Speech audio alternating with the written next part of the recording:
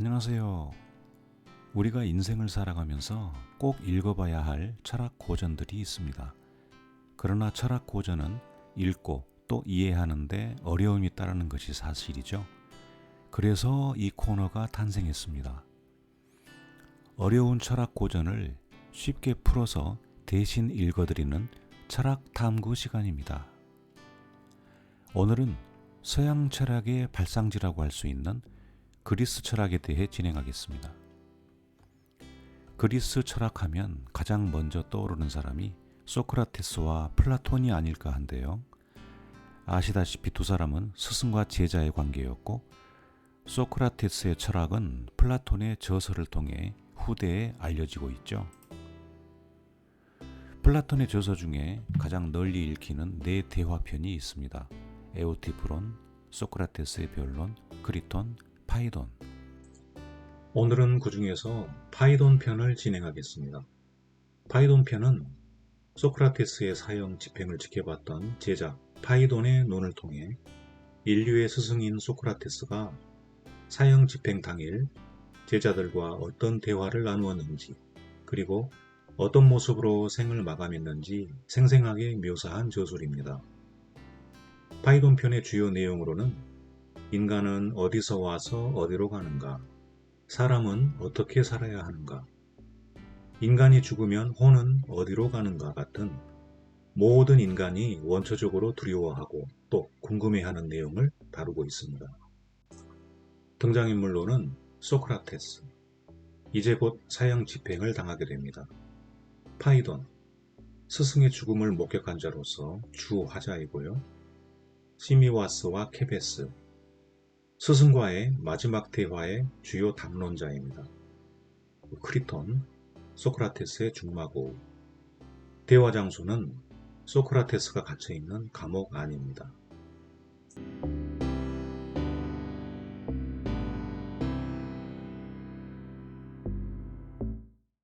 파이돈, 소크라테스님이 감옥에서 독약을 마시던 날 거기 계셨나요?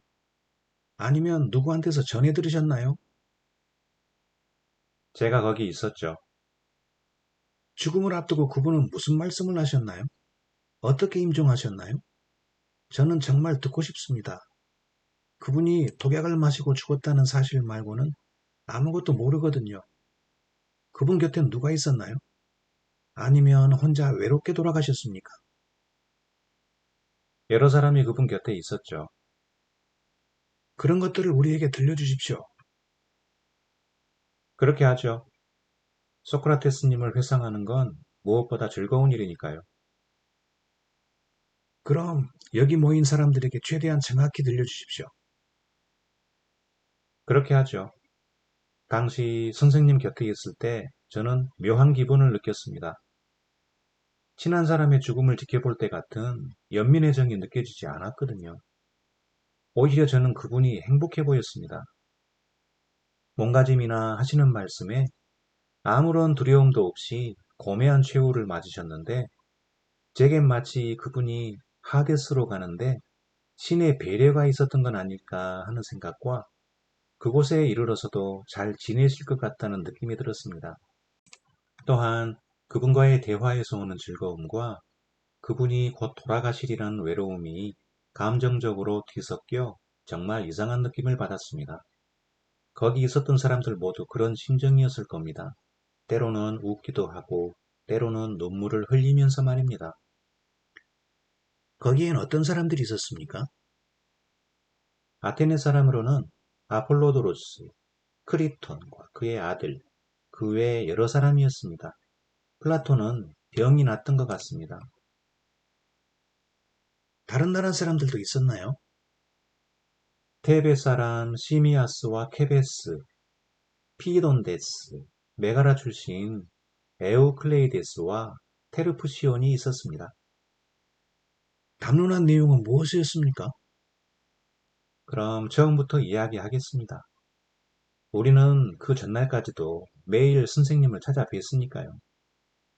하루 대부분을 그분과 함께 보내곤 했는데 그날은 특히 일찍 모였습니다. 문지기가 우리에게 말하길 지금 10일 이내 위원회가 선생님께 오늘 일정을 설명하는 중이라고 하더군요. 10일 이내 위원회가 떠난 후 우리가 감옥으로 들어갔을 때 선생님은 방금 사슬에서 풀려나셨고 그분 곁에는 크산티페가 사내 아이를 안고 있었습니다. 우리를 보자 크산티페가 울음을 터뜨리며 아, 소크라테스, 친한 사람들과 대화를 나누는 것도 오늘이 마지막이군요 라고 울부짖었습니다.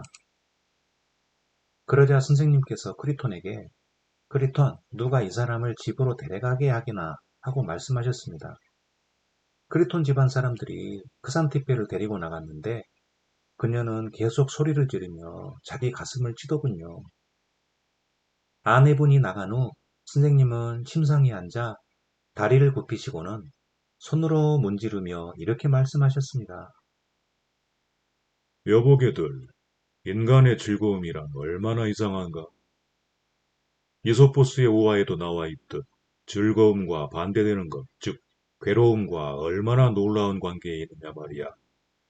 내 경우에는 족쇄로 인한 고통스러움이 다리에 있더니만 즐거움이 곧 뒤따라왔다네.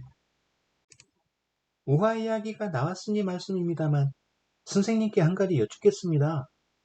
원래 선생님께서는 시를 짓지 않으셨는데 여기 오신 뒤로는 시를 지으십니다. 다른 사람들이 제게 묻습니다. 특히 에우에노스께서요. 그 이유를 알고 싶습니다. 내가 꾸었던 꿈이 무엇을 뜻하는지 시험해보느라고 그랬네. 일생 동안 나는 똑같은 꿈을 여러 차례 꾸었는데 그때마다 어떤 존재가 다른 모습으로 나타나 이렇게 말하곤 했어. 소크라테스여, 시가를 지어라. 그리고 이를 일삼아하라. 전에는 그 꿈이 내가 하던 일, 즉 철학에 대해 더 열심히 하라는 성원으로 생각했네. 그러나 재판이 있은 후 아폴론 축제가 내 죽음을 지체시킨 터라 그 꿈이 내 생각과 달리 통속적인 의미의 시가를 지으라는 뜻으로 여겨졌다네. 그래서 나는 축제의 주인공인 그 신에 대한 찬가를 지어 바쳤다네. 케베스. 이 말을 에오에노스에게 전해주고 잘 있으라고 말해주게. 또한 만약 그 사람이 건전한 마음을 가졌다면 되도록 빨리 나를 쫓아오라고 일러주게. 내가 떠나는 건 아테네인들의 명령에 따르는 것이지만 그런 걸 어찌 에우에노스께 권하십니까? 그분은 자발적으로는 선생님의 권고를 따르지 않을 겁니다. 뭐지? 에오에노스는 지혜를 사랑하는 사람이 아니던가? 지혜를 사랑하는 사람이라면 누구나 내 권고를 따르려 할 게야. 하지만 그가 자살까지는 하지 않을 걸세. 그건 옳은 짓이 아니니까. 선생님, 자살은 옳은 짓이 아니라고 하시면서 지혜를 사랑하는 사람은 죽은 사람의 뒤를 기꺼이 따르리라고 말씀하십니까? 내 말이 불합리하게 들릴 걸세. 그러나 어쩌면 일리는 있어. 이와 관련해서 은밀히 전해오는 설이 있다네. 우리 인간은 일종의 감옥에 갇혀 있으며 아무도 이곳에서 자신을 풀려나게 해서도 안 되고 몰래 도망가서도 안 된다는 주장인데 이 설이 내게는 대단한 것으로 보이며 그 뜻을 간파하기가 쉽지 않아 보이네. 그렇더라도 적어도 이 점은 잘 말한 것이라 생각하네. 신들은 우리의 보호자이며 인간은 신들의 소유물이라는 것 말일세. 자네는 그렇게 생각하지 않는가? 그렇게 생각합니다. 그러면 자네도 자네의 소유물 중 어떤 것이 스스로 자신을 죽인다면 화를 내고 벌도 주겠지. 물론이죠. 이런 점에서 신이 내가 곧 맞게 될 필연을 내려보내기 전에 자신을 죽여서는 안 된다는 주장은 합리적이야. 하지만 아까 선생님께서 말씀하신 지혜를 사랑하는 사람은 가벼운 마음으로 죽으려 할 것이라고 하신 것은 이상합니다. 신은 우리의 보호자이고 우리는 그들의 소유물이라고 한 말이 이치에 맞는다며 말씀입니다. 가장 지혜롭다는 사람들이 자신의 훌륭한 감독자들인 신의 보살핌에서 벗어나 떠나면서도 언짢지 않다는 것은 합리적이지 못하니까요. 어리석은 사람, 즉 노예들은 적어도 좋은 주인에게서 도망치지 말고 최대한 머물러야 함을 고려하지도 않고 생각 없이 도망쳐버릴 것입니다. 그러나 지각 있는 사람은 언제나 자기보다 나은 사람 곁에 머물고 싶어 할 것입니다. 이런 걸 미루어 보면 아까 말씀하신 것과는 반대가 됩니다. 왜냐하면 지혜로운 사람은 자신이 죽는데 화를 내야 마땅하지만 어리석은 자들은 기뻐하는 게 마땅하기 때문입니다. 아주 좋네, 개베스. 자네는 언제나 새로운 논의거리를 찾아내거니와 누가 무슨 말을 하든 고지고대로 받아들이는 일이 없지. 그렇지만 선생님, 적어도 이번에는 케베스가 일리 있는 말을 한 것 같습니다. 지혜로운 사람이라면 무엇 때문에 자기보다 훌륭한 주인에게서 도망치고 싶어 하겠습니까? 선생님께서도 스스로 시인하시듯 훌륭한 통솔자인 신을 버리는 일을 이처럼 가벼운 마음으로 견디고 계시니까요. 자네들은 옳은 말을 하고 있네. 이런, 내가 마치 법정에서 변론을 해야 할 처지가 된 것 같구만. 분명히 그렇습니다. 그러면 내가 배심원을 상대로 했던 것보다 더 설득력 있는 변론을 자네들에게 해보겠네. 자, 내가 만약 최고로 지혜로우며 훌륭한 신들 곁으로, 그리고 이미 죽었으되 이 세상 사람들보다 더 훌륭한 인간들 곁으로 가게 되리라는 생각을 하지 못했다면, 죽음에 대해 화를 내지 않고 있는 나는 잘못하고 있는 걸세. 하지만 잘들 알아두게나? 나는 내가 방금 언급했던 훌륭한 사람들 곁으로 가게 될 것이라 기대하고 있음을 말일세. 바로 이런 까닭으로 나는 화를 내지도 않고 오히려 죽은 사람들에게는 무엇인가 있을 거라는 옛부터 전해오는 말처럼 선량한 사람에게는 나쁜 사람의 경우보다 훨씬 좋은 것이 기다리고 있을 것이라는 데 희망을 갖고 있네. 아니, 소크라테스 선생님. 선생님께서는 그 생각을 가슴속에 간직한 채 떠나버릴 작정이십니까? 아니면 저희에게도 나누어 주실 겁니까?